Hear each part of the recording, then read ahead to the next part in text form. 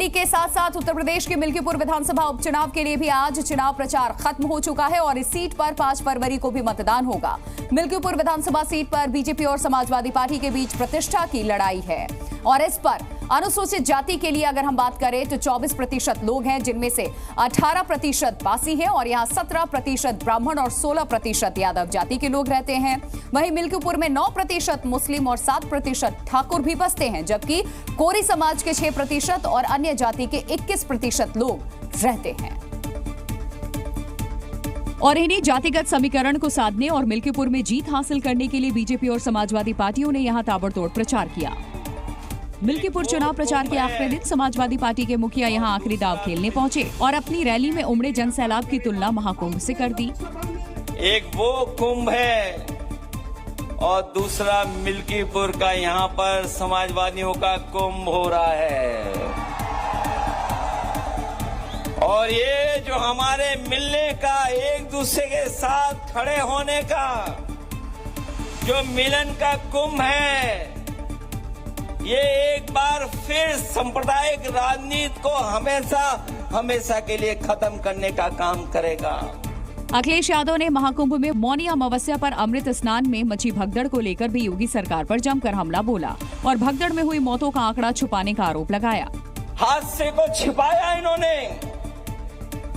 इन्होंने हमारे देव तुल्य, हमारे धरती के देव साधु संतों से छिपाने का काम किया और इन्होंने आदेश दिया अखाड़े लोगों को कि शाही स्नान के लिए जाइए। मिल्कीपुर विधानसभा उपचुनाव के लिए 5 फरवरी को मतदान होगा। अखिलेश ने मिल्कीपुर फतह के लिए जो महाकुंभ भगदड़ कार्ड खेला है, ये कितना सफल होगा, इसका पता तो 8 फरवरी को आने वाले नतीजों के बाद ही चल पाएगा। अयोध्या में दलित बेटी की निर्मम हत्या से सबसे ज्यादा आघात अगर किसी को लगा है तो वो है सपा सांसद अवधेश प्रसाद। दुखों के अथाह सागर में डूबे नेताजी कल से नॉनस्टॉप रो रहे हैं।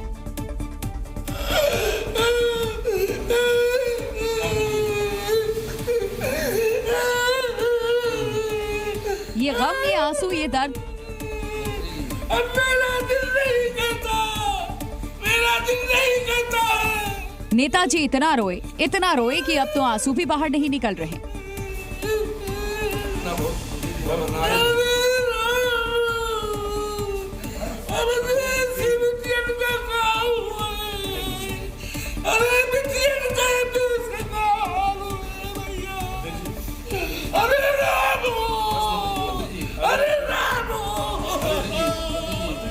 अयोध्या के सपा सांसद अवधेश प्रसाद के दुखों का अंदाजा आप इन 2 तस्वीरों से लगा सकते हैं। नेताजी के रुदन लीला की पहली तस्वीर कल अयोध्या में प्रेस कॉन्फ्रेंस की है, जब वो फूट कर रोए, और दूसरी तस्वीर मिल्कीपुर उपचुनाव के चुनावी सभा की है, जब मंच पर ही नेताजी के दुखों का इमोशनल बम फूट पड़ा।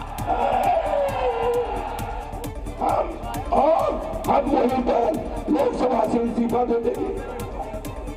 हमारा मन दुखित है, हमारा मन दुखित है, हमारा मन दुखित है, हमारा मन दुखित है। हम पासी समाज के हैं, इसलिए मुझे अपमानित किया जा रहा है। हमने अपमान नहीं किया किसी का। लेकिन इन दोनों ही तस्वीरों में एक बात कॉमन है कि सांसद महोदय का गला रुंधा हुआ है, आवाज भी भारी हो रही है, लेकिन आंखों में आंसू नहीं है। माने सांसद जी दुखों की ज्वाला में इतना जले हैं कि अब आंसू भी सूख गए हैं। दलित बेटी की हत्या से व्यथित सपा सांसद सिसकियां ले लेकर रो रहे हैं और वो भी नॉन स्टॉप। दरअसल अयोध्या में एक दलित बेटी की निर्मम हत्या के बाद जबरदस्त सियासत हो रही है। ऊपर से मिल्कीपुर में 2 दिन बाद उपचुनाव है। ऐसे में सपा सांसद अवधेश प्रसाद इमोशनल कार्ड से मौके पर चौका लगाने की कोशिश कर रहे हैं। हालांकि योगी की फोर्स भी कम एक्टिव नहीं है। महज 36 घंटे के भीतर ही दलित बेटी की हत्या का खुलासा कर दिया। पुलिस ने 36 घंटे में 3 आरोपियों हरिराम कोरी, विजय साहू और दिग्विजय सिंह को गिरफ्तार कर लिया। पूछताछ में खुलासा हुआ कि तीनों आरोपियों ने शराब के नशे में हत्या करने के बाद युवती का शव हाथ पैर बांधकर नाले के पास फेंक दिया था। फिलहाल पुलिस ने तीनों आरोपियों को कोर्ट में पेश किया है और कानून कार्रवाई कर रही है। मौनी अमावस्या पर महाकुंभ में मची भगदड़ की गूंज संसद में भी सुनाई दी। महाकुंभ में भगदड़ पर चर्चा की मांग को लेकर विपक्ष ने दोनों सदनों में जमकर हंगामा और नारेबाजी की। और मौनी अमावस्या के दिन महाकुंभ में हुई भगदड़ का मुद्दा उठाया और उस पर बहस की मांग की। इस दौरान लोकसभा में विपक्षी सांसद नारेबाजी और हंगामा करते हुए दिखाई दिए। लोकसभा स्पीकर विपक्ष को समझाते रहे, लेकिन विपक्षी सांसदों की नारेबाजी जारी रही। आपको जनता ने प्रश्न पूछने के लिए भेजा ना सदन में, कि मेज तोड़ने के लिए भेजा है। अगर इसीलिए भेजा हो तो जोर जोर से मारिए। वहीं राज्यसभा में विपक्षी सांसदों ने हंगामा और नारेबाजी की और महाकुंभ में मची भगदड़ पर चर्चा की मांग करते हुए सदन से वॉकआउट कर दिया। और इतना गंभीर सब कुछ लापरवाही हुई है, इसके बावजूद किसी को अभी तक किसी अधिकारी के खिलाफ, किसी के खिलाफ कोई कार्रवाई नहीं, कोई जिम्मेदारी फिक्स नहीं की गई। और अगर हम लोग यहाँ उठाना चाहते हैं कोई मामला, तो यहाँ जो बैठे हुए हैं लोग वहाँ सर्टिफिकेट दे के आ जाते हैं। महाकुंभ हादसे पर विपक्ष हंगामा कर रहा था, तो वहीं बीजेपी सरकार मामले की जांच के बाद दूध का दूध और पानी का पानी होने की बात कह रही है। उसकी भी जांच चल रही है और उस जांच में भी षड्यंत्र की बू आ रही है। जब पूरा जांच सामने आएगी तो वो हादसा किसने करवाया उनको शर्म से झुकना पड़ेगा।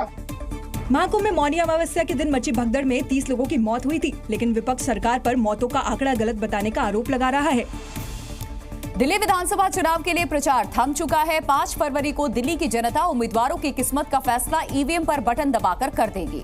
लेकिन चुनाव प्रचार के आखिरी दिन सभी दलों ने पूरी ताकत झोंक दी है और भारतीय जनता पार्टी ने तो अपने सबसे बड़े नेताओं की ओर से राज्यों के मुख्यमंत्री की फौज दिल्ली की सड़कों पर उतार दी है। खुद गृह मंत्री अमित शाह ने दिल्ली के जंगपुरा में जनसभा की और विरोधियों पर करारा प्रहार किया। जंगपुरा से दिल्ली के पूर्व मंत्री मनीष सिसोदिया मैदान में हैं, जिन्होंने पिछली बार पटपड़गंज सीट से जीत दर्ज की थी।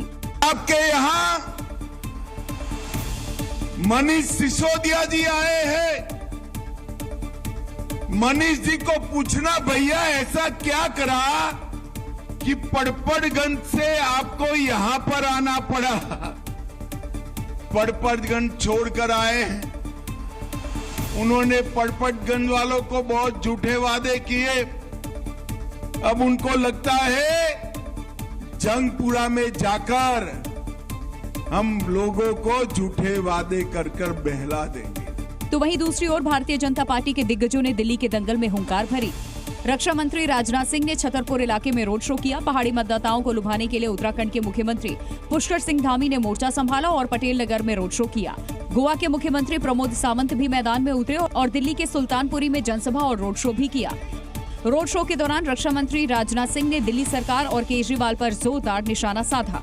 मुझसे यह सवाल पूछिए, क्या डबल इंजन की सरकार ने इस देश का विकास कितनी तेजी के साथ किया? इसके पहले कभी ऐसा विकास नहीं हुआ है। राज्यों का विकास भी कितनी तेजी के साथ हो रहा है। राज्यों का विकास यदि न होता तो हम कैसे कह सकते थे कि सारे देश का विकास तेजी के साथ हो रहा है। इसके अलावा दिल्ली से बीजेपी के सभी सांसदों ने भी अलग अलग इलाकों में जाकर बीजेपी प्रत्याशियों के लिए वोट मांगे और आम आदमी पार्टी और कांग्रेस पर निशाना साधा। तो दूसरी ओर आम आदमी पार्टी और कांग्रेस ने भी प्रचार के आखिरी दिन पूरी ताकत दिखाई है और दिल्ली की सड़कों पर दोनों पार्टियों ने अपने दिग्गज नेताओं की पूरी फौज उतार दी। दिल्ली के पूर्व सीएम अरविंद केजरीवाल ने छतरपुर विधानसभा क्षेत्र में रोड शो किया और बीजेपी पर जोरदार हमला बोला। मैं बीजेपी वालों को कहना चाहता हूँ, बनिए का बेटा हूँ, सारा हिसाब किताब आता है, जादूगरी। जबकि दिल्ली के पूर्व डिप्टी सीएम और जंगपुरा से उम्मीदवार मनीष सिसोदिया ने जंगपुरा में अपनी ताकत दिखाई और आम आदमी पार्टी के कार्यकर्ताओं के साथ अपने चुनाव क्षेत्र जंगपुरा में जनता से वोट मांगे। इस दौरान सिसोदिया ने बीजेपी पर बड़ा तंज किया।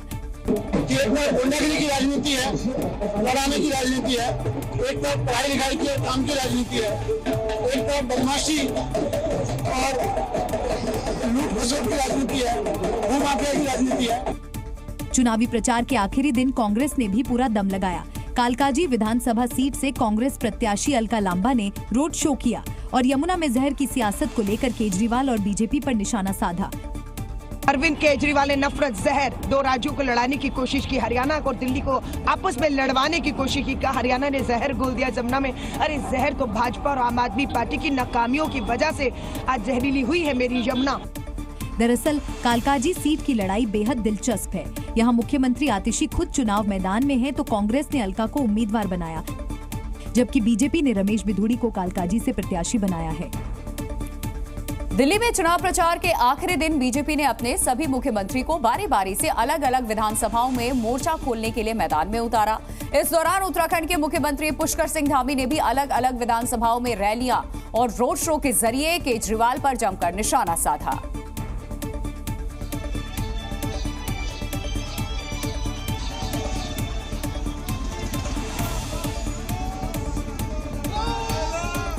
तो दिल्ली विधानसभा चुनाव में एआईएमआईएम के भी 2 उम्मीदवार मैदान में हैं, जिन्हें प्रचार के लिए कस्टडी पैरोल मिली थी, लेकिन प्रचार के थमते ही असदुद्दीन ओवैसी की पार्टी के दोनों उम्मीदवारों ने वापस पुलिस के सामने सरेंडर कर दिया। और चुनाव प्रचार के अंतिम समय में ओवैसी ने अपने इन दोनों उम्मीदवारों के लिए जोरदार प्रचार किया। मुस्तफाबाद से एआईएमआईएम उम्मीदवार ताहिर हुसैन के लिए प्रचार में भारी भीड़ उमड़ी, तो वहीं ओखला से ओवैसी के दूसरे उम्मीदवार शिफाउर रहमान के लिए उन्होंने प्रचार किया। इस दौरान उन्होंने ओखला की जनता से इमोशनल अपील की। कैदियों पर, असीरों पर रहम करो। मैं तुझे तुम्हारे सामने रब्बे करीम का फरमान कहकर मैं हैदराबाद से जरूर आया हूं, मगर तुम्हारे सामने झोली फैलाकर कह रहा हूं कि रब्बे करीम के फरमान को सामने रखकर तुम शिफा पर रहम कर दो मेरे भाई। दरअसल दिल्ली दंगे के आरोप में जेल में बंद ताहिर हुसैन और शिफाउर रहमान को ओवैसी ने शेर बताया था और ये कहते हुए महफिल लूटने की कोशिश की कि जंगल में 2 ही शेर काफी हैं, लेकिन प्रचार थमते ही ओवैसी के दोनों शेर वापस पिंजरे में कैद हो गए। लेकिन इस बीच सवाल ये है कि हर दल का अपना शेर है, तो बारी इस इम्तिहान की है कि दिल्ली का सवा शेर कौन है। और इसी का चुनाव 5 फरवरी को होना है। 8 फरवरी को दिल्ली की जनता भी ये जानना चाहेगी दिल्ली के दंगल में सवा शेर कौन है।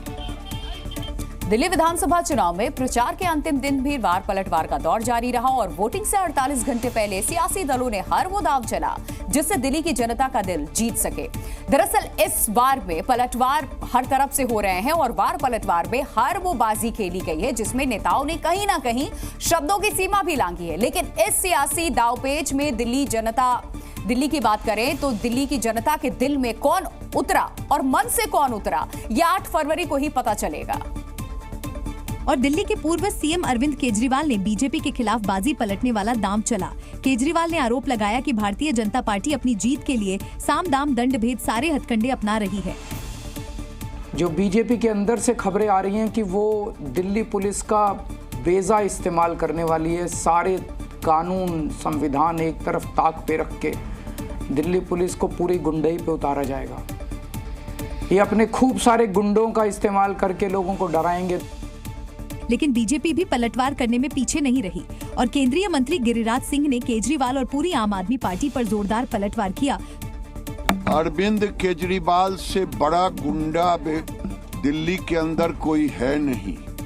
उन्होंने गुंडागर्दी जो गरीबों के ऊपर की है, वो अरविंद केजरीवाल ने अफवाह फैला करके गुंडागर्दी की कि अरविंद केजरीवाल ने गरीबों को ठग करके गुंडागर्दी की। तो वहीं प्रधानमंत्री नरेंद्र मोदी ने भी बच्चों के साथ परीक्षा पर चर्चा के दौरान आम आदमी पार्टी सरकार पर हमला बोला।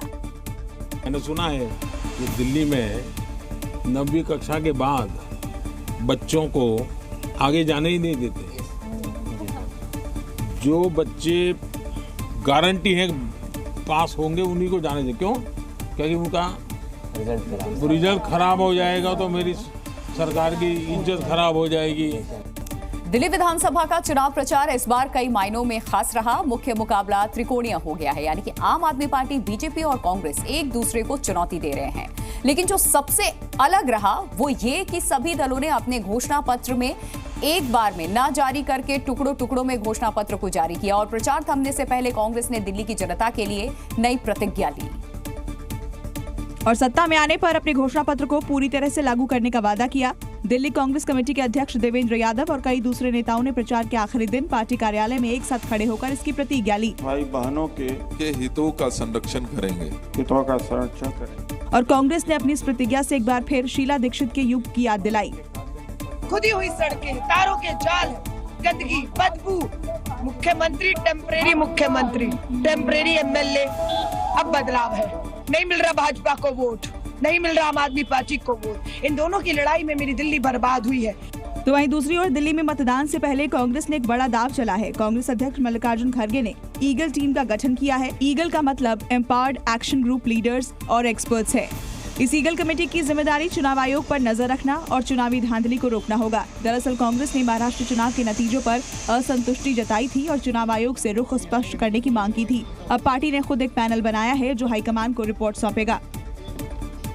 दिल्ली विधानसभा के चुनाव में INDIA गठबंधन बिखरा हुआ नजर आया। आम आदमी पार्टी के साथ SP और TMC समेत दूसरे साथी दल खड़े नजर आए, तो वहीं कांग्रेस पूरी तरह से अकेले पड़ गई और उनके नेता अकेले प्रचार करते दिखे। राहुल और प्रियंका गांधी ने भी मोर्चा संभाला। प्रचार के आखिरी दिन Priyanka Gandhi door to door campaign करती दिखी। और जंगपुरा इलाके में कांग्रेस महासचिव और सांसद प्रियंका गांधी अपने प्रत्याशियों के साथ सड़क पर नजर आई। जंगपुरा से कांग्रेस प्रत्याशी फरहाद सूरी के समर्थन में उन्होंने घर घर जाकर कैंपेन किया। इस दौरान सड़क पर एक फल की दुकान पर पहुंची प्रियंका ने अपने प्रत्याशी का लोगों से आमना सामना करा दिया।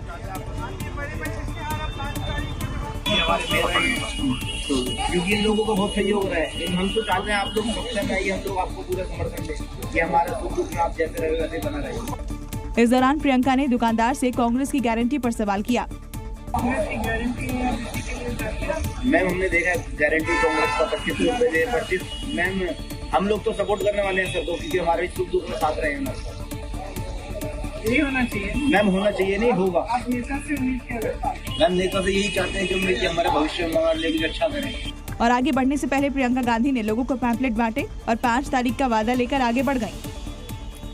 तो दिल्ली विधानसभा चुनाव में बीजेपी और आम आदमी पार्टी में आरोप प्रत्यारोप का दौर जारी है। 5 फरवरी को वोटिंग है, लेकिन उससे पहले बीजेपी के संबित पात्रा ने दिल्ली में पानी की किल्लत पर गलियों में घूमकर रिपोर्टिंग की। आइए आगे देखते हैं। आप देखिए कैसे हर घर की सप्लाई इन पाइप से हो रही है।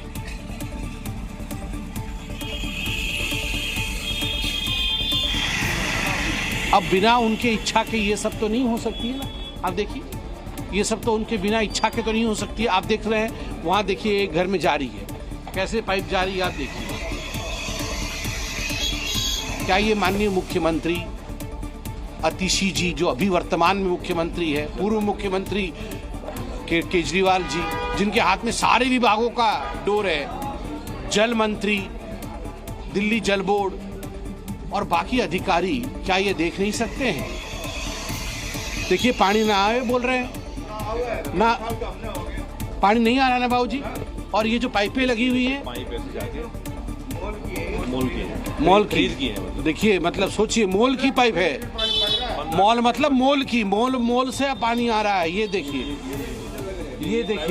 ये मीटर लगी हुई है, ये आप देख सकते हैं। मीटर की रीडिंग भी इसमें दिख रही है। ये प्राइवेट मीटर है, ये दिल्ली जल बोर्ड की मीटर नहीं है।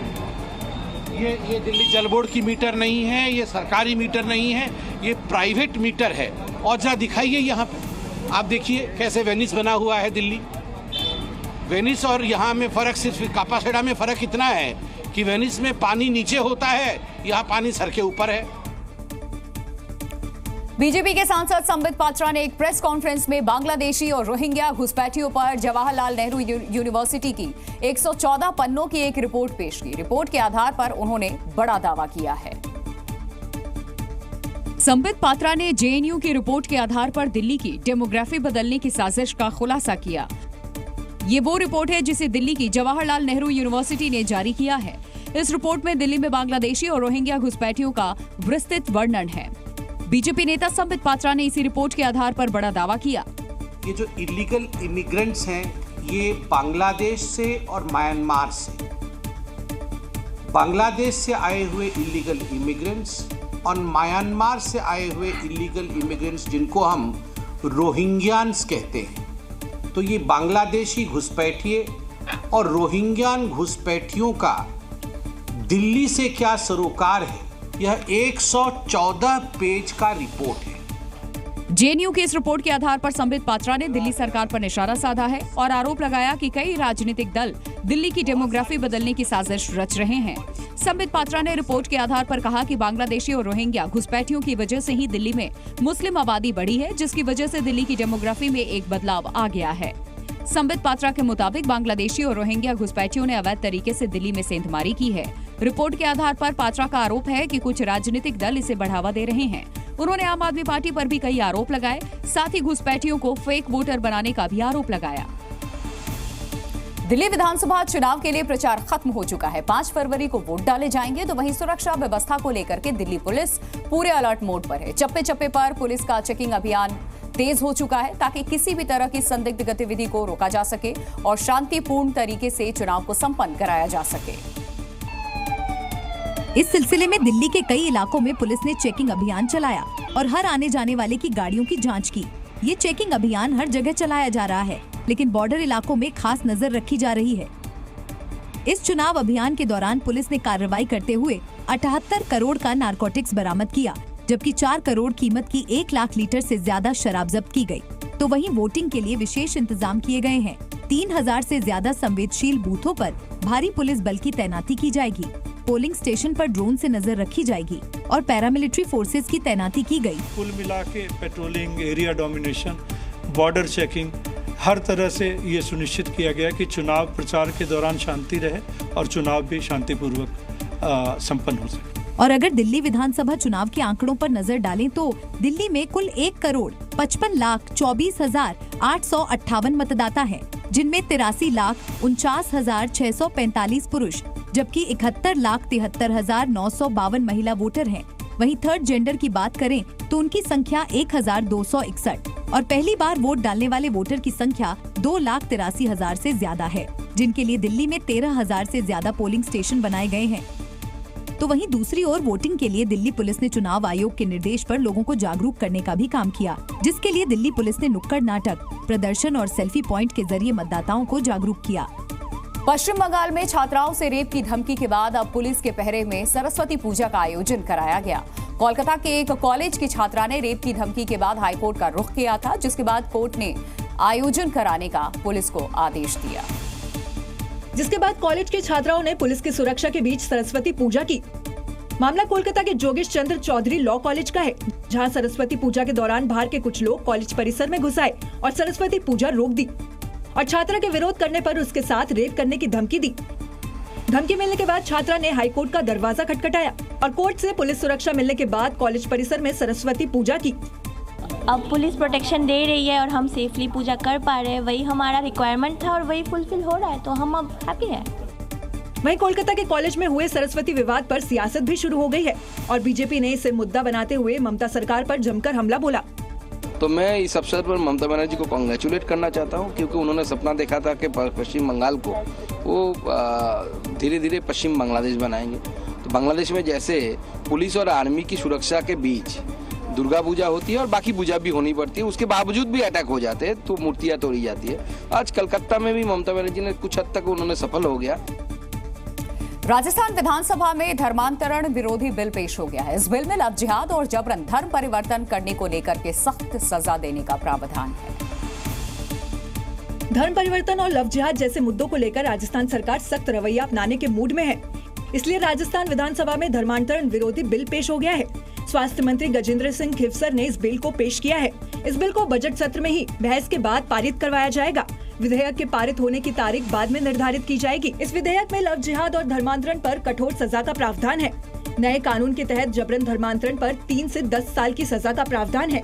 धर्म बदलने के लिए शादी लव जिहाद माना जाएगा। लव जिहाद के मकसद से हुई शादी रद्द करने का प्रावधान है। धर्म परिवर्तन के उद्देश्य से शादी फैमिली कोर्ट से अमान्य होगी। 60 दिन पहले धर्म परिवर्तन की सूचना देनी होगी। अवैध रूप से धर्म परिवर्तन में मददगारों को भी सजा मिलेगी। हालांकि राजस्थान विधानसभा में जब धर्मांतरण पर बिल पेश हुआ तो मुस्लिम समाज ने इस पर जमकर विरोध जताया और इसे आजादी रोकने का प्रयास बताया। ऑल इंडिया मिली काउंसिल के सचिव अब्दुल लतीफ आर्को और इस्लामिक स्कॉलर नायाब काजी सैयद असगर अली के मुताबिक राजस्थान की सरकार मुस्लिम धर्म को टारगेट कर रही है और धर्मांतरण बिल संविधान के खिलाफ है। अब हम आपको उत्तर प्रदेश के बहराइच में अवैध मदरसों की पोल खोल रिपोर्ट दिखाते हैं। बिना छत और बिना फर्श के चल रहे इन अवैध मदरसों को देख करके अधिकारियों के भी होश उड़ गए। और तो और सिर्फ कागजों पर चल रहे इन मदरसों में बच्चों के बैठने तक का इंतजाम नहीं है। जब बहराइच के अधिकारियों को इन अवैध मदरसों की जानकारी मिली तो विभागीय अधिकारी रियलिटी चेक करने के लिए पहुंचे। जिला अल्पसंख्यक कल्याण अधिकारी संजय मिश्रा ने जब इन मदरसों की हालत देखी तो उनके होश फाख्ता हो गए। इसके बाद विभागीय अधिकारी ने लापरवाही बरतने वाले जिम्मेदार लोगों को जमकर फटकार लगाई। फिर आप लोग कहोगे कि मैं कार्यवाही करता हूँ। ये 18/3/24 से मदरसा नहीं खुला है। इस प्रिंसिपल नोटिस बोर्ड पर जो डेट पड़ी है, क्लासरूम देख लीजिए, इनका 18/3/2024 लास्ट वीक का डेट देख लीजिए। खिलवाड़ बना के रखे हैं। दरगाह इलाके में मौजूद ये मदरसे वर्षों से बच्चों को तालीम देने के नाम पर चलाए जा रहे हैं, लेकिन यहाँ बने कमरों में न तो छात्रों के बैठने के लिए फर्श है, न छत है, न खिड़कियाँ और न ही दरवाजे, और तो और जमीन पर बैठने के लिए दरी का भी कोई प्रबंध नहीं है। इसी निरीक्षण के दौरान जब मैं जीरो ग्राउंड पे पहुंचा हूं तो आप देख सकते हैं हमारे पीछे कि किस तरीके से मदरसा है। ये बहराइच के दरगाह इलाके के बारागुन्नी इलाके में है और ये मदरसा है। ये इस मदरसे का नाम है मदरसा बरकतिया गाजी रहमत। क्या देखते हो? औचक निरीक्षण के दौरान एक बात और उजागर हुई कि मदरसे में शुक्रवार के अलावा रविवार को भी बच्चों को छुट्टी देने का नया रूल चल रहा है, जिस पर जिला अधिकारियों ने मदरसा संचालकों को जमकर फटकार लगाई। बहराइच जिले में 301 मान्यता प्राप्त मदरसे हैं, जिनमें 90 मदरसों के खिलाफ मान्यता रद्द करने की कार्रवाई चल रही है, जिससे जिले में हड़कंप मचा हुआ है। बिहार के पूर्णिया में लव जिहाद के जरिए हिंदू लड़कियों को सेक्स रैकेट में धकेलने का मामला सामने आया है। पुलिस ने इस गिरोह में शामिल कई लोगों को गिरफ्तार कर लिया और मास्टरमाइंड की तलाश कर रही है। आरोप है कि सेक्स ट्रैफिकिंग रैकेट में शामिल मुस्लिम युवक हिंदू लड़कियों को निशाना बनाते थे और हिंदू नाम बताकर उन्हें अपने जाल में फंसाते थे। इसके बाद हिंदू लड़कियों को जिस्म फरोशी के बाजार में बेच दिया जाता था। सेक्स ट्रैफिकिंग रैकेट के मुताबिक आरोपी हिंदू लड़कियों को फंसाने के लिए गाड़ी पर कई हिंदू स्लोगन भी लिखे रहते थे। इतना ही नहीं, उन्होंने हिंदू नाम के आधार पर कार्ड भी बनवा लिए थे। हिंदू लड़कियों को फंसाकर 2 से 4 लाख रुपए में दूसरे जिले के दलालों से उनका सौदा होता था। सेक्स ट्रैफिकिंग रैकेट के इस रैकेट का खुलासा उस वक्त हुआ जब पुलिस अधीक्षक के निर्देश पर पूर्णिया के रेड लाइट एरिया में छापेमारी की गई। छापेमारी के दौरान पुलिस ने जिस्म फरोशी के धंधे में शामिल 27 महिलाओं और 6 पुरुषों को गिरफ्तार किया।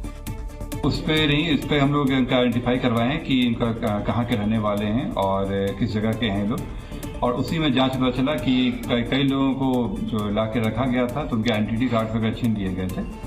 पुलिस के इस छापेमारी के दौरान 11 नाबालिग लड़कियों को भी छुड़ाया और उन्हें पुनर्वास केंद्र भेज दिया। पुलिस की छापेमारी से पहले ही गिरोह का सरगना आफताब खान फरार हो चुका था, जिसकी पुलिस तलाश कर रही है। जम्मू कश्मीर में आतंक पर लगाम नहीं लग पा रहा है। साल 2025 शुरू होने के बाद से 3 बार आतंकियों ने घुसपैठ करने की कोशिश की है। दरअसल कश्मीर के सोपोर में सुरक्षा बलों और आतंकियों के बीच में 19 जनवरी की शाम को भी मुठभेड़ हुई और इस दौरान सुरक्षा बलों ने 2 आतंकियों की घेराबंदी भी की थी। हालांकि दोनों भागने में कामयाब रहे। वहीं 30 जनवरी को भी कश्मीर के पुंछ में आतंकियों ने एलओसी से घुसपैठ की कोशिश की। सुरक्षा बलों ने घुसपैठ को नाकाम कर 2 आतंकियों को मार गिराया था, जबकि 3 फरवरी यानी कि आज आतंकियों ने एक बार फिर कायराना हरकत की और इस बार आतंकियों ने जवानों के परिवार को निशाना बनाया। जम्मू कश्मीर के कुलगाम में आतंकियों ने एक बार फिर कायराना हरकत की। कायर आतंकियों ने इस बार कुलगाम में पूर्व सैनिक के परिवार को निशाना बनाया। कुलगाम में कायर आतंकवादियों ने इस बार दहशत फैलाने की सारी इंतहा पार कर दी। इस बार आतंकियों ने बीहबाग इलाके में पूर्व सैनिक और उनके परिवार के ऊपर गोलीबारी कर दी।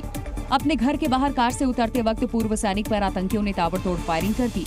इस आतंकी हमले में एक रिटायर्ड सैनिक की मौत हो गई, जबकि उनकी पति और बेटी घायल हो गए, जिन्हें इलाज के लिए अस्पताल ले जाया गया, जहां उनका इलाज चल रहा है। इस बीच हमलावरों को पकड़ने के लिए सुरक्षा बलों ने पूरे इलाके को घेर लिया और आतंकियों को पकड़ने के लिए सर्च ऑपरेशन तेज कर दिया।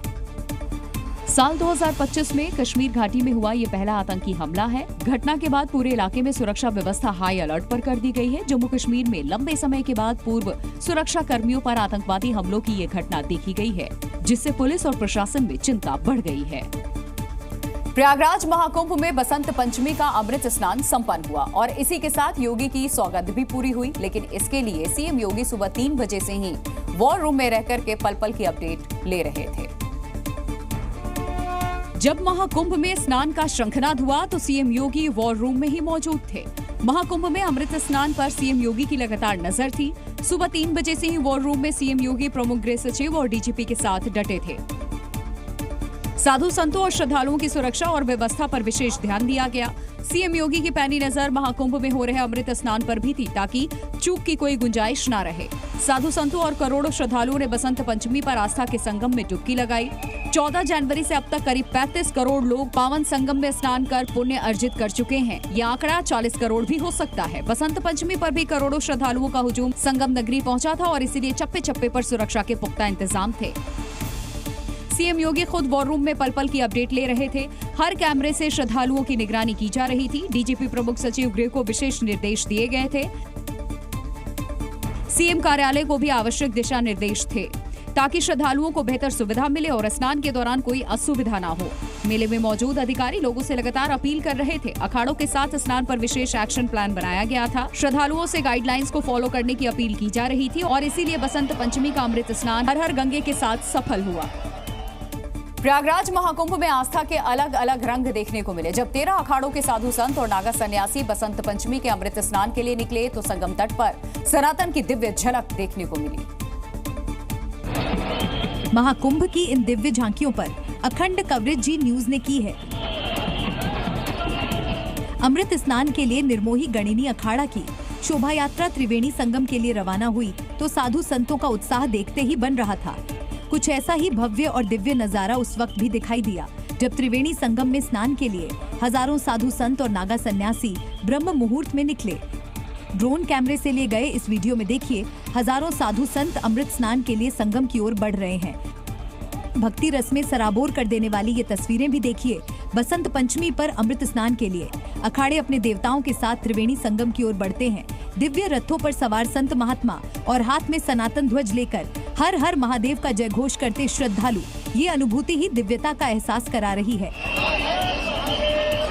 सभी 13 अखाड़ों के महामंडलेश्वर साधु संत और महंत रथों पर सवार होकर पूरे वैभव के साथ अमृत स्नान के लिए निकल पड़े। धरती हो या आकाश, हर जगह से संगम का ये नजारा मन को मोह रहा था। बसंत पंचमी पर सत्य सनातन के इस महापर्व का ये दिव्य दर्शन है। शरीर पर भस्म, हाथों में गदा, त्रिशूल और शंख। महाकुंभ में नागा साधुओं का ये वैभव देखकर हर कोई अचंभित है। बसंत पंचमी पर जब नागा सन्यासी अमृत स्नान के लिए निकले तो हर कोई इन्हें देखता रह गया। ये सनातन के वो प्रहरी हैं जो मोह माया से दूर हैं, लेकिन फिर भी इनका वैभव राजसी है। हाथ में शस्त्र, शरीर पर भस्म और हर हर महादेव का जयघोष। ये नागा सन्यासी महाकुंभ में आस्था की अलग जगाने निकले हैं। आज अमृत स्नान के लिए नागा सन्यासी पूरे ठाट बाट से निकले। किसी के हाथ में तलवार चमक रही थी तो कोई त्रिशूल लेकर हुंकार भर रहा था हर हर महादेव और हर हर गंगे के जयघोष के साथ। जब इन्होंने पवित्र संगम में डुबकी लगाई तो आसमान से भी फूलों की वर्षा होने लगी। महाकुंभ में तीसरे अमृत स्नान में नागा साधु आकर्षण का केंद्र रहे, जिन्होंने अपने विशिष्ट स्वरूप और अनुष्ठानों से श्रद्धालुओं का ध्यान खींचा। अमृत स्नान के लिए अधिकांश अखाड़ों का नेतृत्व कर रहे नागा साधुओं का अनुशासन और उनका पारंपरिक शस्त्र कौशल देखने लायक था। कभी डमरू बजाते हुए तो कभी भाले और तलवारें लहराते हुए इन साधुओं ने हथियार चलाने के कौशल का अद्भुत प्रदर्शन किया। कुछ नागा साधु घोड़ों पर सवार दिखे, जबकि अन्य गले में माला और त्रिशूल लटकाए नंगे पांव चलते दिखे। संगम तट पर आज सनातन आस्था के ऐसे ही दिव्य रंग देखने को मिले। ये महाकुंभ अद्भुत है, दिव्य है, अलौकिक भी है और इस दिव्यता का एहसास यहाँ की भव्य तस्वीरें करा रही हैं। जैसे ही बसंत पंचमी पर करोड़ों श्रद्धालुओं ने पावन संगम में डुबकी लगाई, आसमान से फूलों की बारिश होने लगी। संगम घाट पर नागा साधु संतों और आम श्रद्धालुओं के स्नान के दौरान हेलीकॉप्टर से पुष्प वर्षा की गई। हर कोई अमृत स्नान का अलौकिक आनंद ले रहा है और चारों ओर से हर हर गंगे का जयघोष सुनाई दे रहा है। इन सब के बीच श्रद्धालुओं पर गुलाब के फूल बरसाए जा रहे हैं। महाकुंभ का ये नजारा वाकई अलौकिक है, जिसे देखकर हर सनातन प्रेमी मंत्र मुग्ध है। सीएम योगी ने बसंत पंचमी के अवसर पर अखाड़ों और श्रद्धालुओं के अमृत स्नान के दौरान पुष्प वर्षा कराई।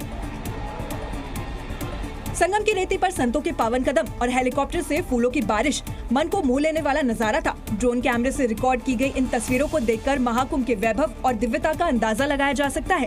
हेलीकॉप्टर से सभी घाटों और अखाड़ों पर अमृत स्नान के दौरान श्रद्धालुओं पर फूलों की बारिश की गई। उद्यान विभाग की ओर से गुलाब की पंखुड़ियों को हेलीकॉप्टर के माध्यम से संगम क्षेत्र में यानी पूरे 4000 हेक्टेयर मेला क्षेत्र में श्रद्धालुओं पर पुष्प वर्षा की गई।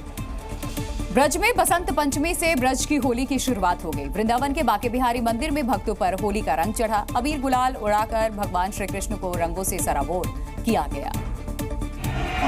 बसंत पंचमी के मौके पर होली के इस उत्सव में देश विदेश के श्रद्धालु भी शामिल हुए और होली के रंग में सराबोर हो गए। बसंत पंचमी के दिन वृंदावन के बांके बिहारी मंदिर में हर साल की तरह गुलाल उत्सव धूमधाम से मनाया गया। सबसे पहले मंदिर के पुजारियों ने भगवान बांके बिहारी के गालों पर गुलाल लगाया और फिर भक्तों पर अबीर गुलाल उड़ाया। देश विदेश से बांके बिहारी मंदिर में आए श्रद्धालु इस रंगीन माहौल में पूरी तरह से डूब गए। चारों तरफ अबीर और गुलाल की सतरंगी छटा बिखर गई। मंदिर में हर तरफ भक्ति भाव का माहौल दिखा और बांके बिहारी के जयकारे से मंदिर गूंज उठा। शाहजी मंदिर में ऋतुराज भवन बसंत कमरा खुला और सतरंगी छटा के बीच बसंती कमरे में ठाकुर राधा रमन लाल विराजमान हुए। ब्रज में बसंत पंचमी से शुरू हुआ होली का ये उत्सव अगले 40 दिनों के बाद रंगनाथ मंदिर के विशेष उत्सव के साथ खत्म होगा। इस दौरान मथुरा, वृंदावन और बरसाना में श्रद्धालु राधा कृष्ण की भक्ति में रंगे नजर आएंगे। बसंत पंचमी के अवसर पर अमृत स्नान को लेकर के श्रद्धालुओं की तीर्थ स्थलों पर भारी भीड़ उमड़ रही है। जो लोग महाकुंभ में स्नान के लिए नहीं जा पाए, वो अब अन्य तीर्थ स्थलों पर स्नान कर भगवान के दर्शन कर रहे हैं। इन तस्वीरों में आप भक्तों की भीड़ देख सकते हैं। महाकुंभ के अलावा अन्य तीर्थ स्थलों पर भी श्रद्धालुओं का जमावड़ा लगा हुआ है। अयोध्या का राम मंदिर हो या वृंदावन का बांके बिहारी मंदिर, इन दोनों मंदिर में भगवान के दर्शन के लिए भक्तों का जनसैलाब उमड़ पड़ा है। राम की नगरी अयोध्या में भी भक्तों का हुजूम नजर आ रहा है। श्रद्धालु रामलला और हनुमानगढ़ी मंदिर की तरफ भी रुख कर रहे हैं।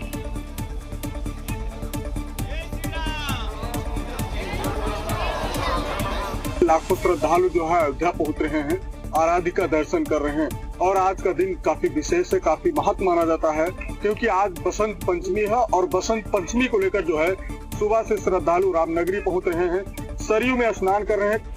वहीं मथुरा में मौजूद विश्व प्रसिद्ध ठाकुर बांके बिहारी मंदिर में भक्तों का सैलाब देखने को मिल रहा है। साथ ही ठाकुर बांके बिहारी मंदिर से लेकर मंदिर के बाहर मुख्य मार्ग चौराहा पर लंबी लाइनें देखने को मिल रही हैं। कई किलोमीटर लंबी लाइनों में लगकर भक्त ठाकुर बांके बिहारी के दर्शन करने के लिए जा रहे हैं।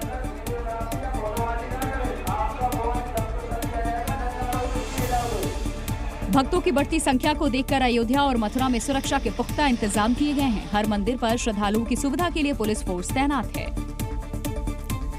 यूपी के गाजियाबाद में एक बार फिर योगी सरकार का बुलडोजर एक्शन में नजर आया। मुरादनगर इलाके में प्रशासन ने सरकारी जमीन पर अवैध कब्जा कर बनाई 4 मंजिला इमारत को गिरा दिया। और गाजियाबाद विकास प्राधिकरण के एक एक्शन की जो तस्वीर सामने आई, उसमें बुलडोजर कार्रवाई के बाद 4 मंजिला इमारत जमींदोज होती हुई दिखाई दी। देखिए कैसे पलक झपकते ही इस 4 मंजिला इमारत को मलबे में तब्दील कर दिया गया। कई बुलडोजर ने मिलकर अतिक्रमण को मिट्टी में मिला दिया। अवैध निर्माण पर बुलडोजर की ये कार्रवाई गाजियाबाद विकास प्राधिकरण के जोन 2 में पड़ने वाले दुहाई इलाके में हुई, जहां नमो भारत स्टेशन के पास भूमाफियाओं ने सरकारी जमीन पर कब्जा कर 40 फ्लैट बनाते हुए 4 मंजिला इमारत खड़ी कर दी थी। गाजियाबाद विकास प्राधिकरण यहां हुए अवैध निर्माण को लेकर नोटिस भी भेज चुका था, लेकिन इसके बावजूद भी अवैध निर्माण होता रहा, जिसके बाद जीडीए की टीम कई बुलडोजर के साथ मौके पर पहुंची और अवैध इमारत को पूरी तरह ध्वस्त कर दिया। अतिक्रमण हटाने के दौरान जीडीए के साथ भारी संख्या में पुलिस भी मौजूद रही। गाजियाबाद विकास प्राधिकरण नमो भारत रेलवे स्टेशन से सटे हुए इलाके में कई विकास योजनाओं को तैयार कर रहा है, जिसके तहत इस इलाके में अतिक्रमण के खिलाफ लगातार कार्रवाई हो रही है। उत्तर प्रदेश के झांसी में एक शादी समारोह में उस वक्त हंगामा हो गया जब दूल्हे की पहली पत्नी वहां आ गई और शादी को रुकवा दिया। इतना ही नहीं, इस दौरान दूल्हे के साथ बदसलूकी और मारपीट भी की गई। अपनी दूसरी शादी का जश्न मना रहे इस दूल्हे को जरा भी अंदाजा नहीं था कि अगले कुछ पलों में इसकी शादी की खुशियों पर पहली पत्नी का ही ग्रहण लगने वाला है और दूल्हे अभिजीत की इन खुशियों पर यह ग्रहण कोई और नहीं बल्कि इसकी पहली पत्नी ही लगाने वाली है। अभिजीत की पहली पत्नी शादी समारोह में पहुंची और हंगामा शुरू कर दिया। मामला झांसी के सदर बाजार थाना इलाके का है, जहां अभिजीत नाम के युवक की दूसरी शादी का समारोह चल रहा था। तभी अचानक उसकी पत्नी ने समारोह में पहुंचकर बवाल काट दिया और दूल्हे अभिजीत के साथ बदसलूकी और मारपीट करने लगी। शादी के बीच हुए इस हंगामे की वजह से मेहमानों में अफरा तफरी मच गई। जानकारी मिलते ही पुलिस मौके पर पहुंची और दोनों पक्षों को थाने ले आई। पूछताछ और जांच के बाद पता चला कि पहली पत्नी से युवक का तलाक हो चुका है। उसके बावजूद पहली पत्नी ने हंगामा किया और दूल्हे अभिजीत के साथ मारपीट की। शादी हो चुकी थी, उसका तलाक 20/4/24 को हो चुका है और पूर्व पत्नी ने आकर के ये कहा कि मेरा अभी तलाक नहीं हुआ, तो दोनों के प्रपत्र देखे गए तो लड़का पक्ष अपनी जगह पर सही पाया गया। फिलहाल पुलिस दोनों पक्षों की तरफ से शिकायत मिलने का इंतजार कर रही है ताकि आगे की कार्रवाई पूरी की जा सके। वहीं पूरे झांसी में शादी चर्चा का विषय बन गई है। राजस्थान के दौसा में एक महिला पुलिस अधिकारी का ट्रांसफर चर्चा का विषय बन गया। एसपी रंजीत शर्मा का जयपुर तबादला हुआ तो पुलिस कर्मियों ने उन्हें शानदार विदाई दी। और कोतवाली थाने से कलेक्ट्रेट स्थित एएसपी ऑफिस तक रंजीता शर्मा को खुली जीप में सवार कर गाजे बाजे के साथ जुलूस निकाला गया और करीब 3 किलोमीटर के रास्ते में जगह जगह लोगों ने माला और साफा पहनाकर रंजीता शर्मा को विदाई दी। एसपी रंजीता शर्मा को फूलों से सजी खुली जीप में बिठाया गया और जगह जगह उनका जोरदार स्वागत किया गया। साथ ही ढोल नगाड़ों के साथ आगरा रोड से होते हुए एसपी दफ्तर तक करीब 3 किलोमीटर लंबा जुलूस निकाला गया। रंजीता शर्मा 1 साल से दौसा में तैनात थी, लेकिन 2 दिन पहले ही उनका जयपुर ट्रांसफर हो गया तो वहीं पत्नी की जगह पति सागर राणा को दौसा की कमान मिली है, जो पहले जयपुर में डीसीपी ट्रैफिक थे। राज्य सरकार ने एसपी रंजीता शर्मा को जयपुर पुलिस मुख्यालय और एएसपी लोकेश सोनोवाल को एसओजी का एसपी नियुक्त किया है। बिहार के वैशाली में पंचायत मीटिंग के दौरान ऐसा बवाल हुआ जिसे देखकर आपको पंचायत वेब सीरीज की याद आ जाएगी और उस मीटिंग की जो बिहार में मीटिंग हुई है उसकी तुलना आप इस वेब सीरीज से करेंगे। जी हाँ, ऐसा ही अलवा मीटिंग बिहार के वैशाली में भी देखने को मिला, जहां पंचायत मीटिंग के दौरान हंगामा हो गया और जूते तक चल गए। यहाँ पंचायत समिति सदस्य ने सरकारी बैठक के दौरान बिजली विभाग के जूनियर इंजीनियर के साथ गाली गलौज करते हुए उन पर जूता फेंक कर मार दिया। इस दौरान पंचायत की मीटिंग में भारी बवाल हो गया। इतना ही नहीं, बिजली विभाग के जूनियर इंजीनियर को जान से मारने की धमकी भी दे दी। इस दौरान वहां मौजूद लोगों ने माहौल को शांत कराया, जिसका सीसीटीवी फुटेज भी सामने आया है। दरअसल जिले के जंदाहा में पंचायत समिति के बैठक का आयोजन किया गया। इस दौरान किसी बात को लेकर बहस और कहासुनी हुई और इसके बाद जूते चल गए। इस विवाद के बाद पीड़ित ने जंदाहा थाने में पंचायत समिति सदस्य के खिलाफ शिकायत दर्ज कराई। वहीं पुलिस ने सीसीटीवी और शिकायत के आधार पर एफआईआर दर्ज कर आगे की कार्रवाई में जुट गई है। हालांकि पंचायत समिति ने इस अजीबोगरीब बैठक पर माफी मांग ली है। रतलाम स्थापना उत्सव पर भव्य आयोजन किया गया। आयोजन नेहरू स्टेडियम में हुआ, जहां नारी शक्ति का खूबसूरत नजारा देखने को मिला। स्थापना उत्सव के मौके पर 2100 महिलाओं ने कौशल का प्रदर्शन किया। इस दौरान साहस, शौर्य और पराक्रम का अद्भुत नजारा देखने को मिला।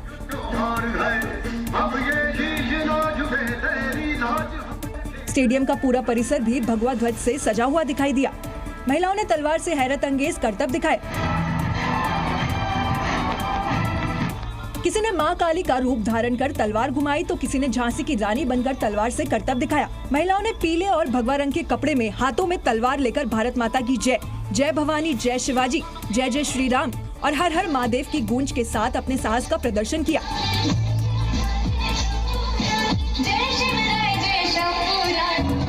इस आयोजन में कैबिनेट मंत्री चेतन कश्यप भी शामिल हुए।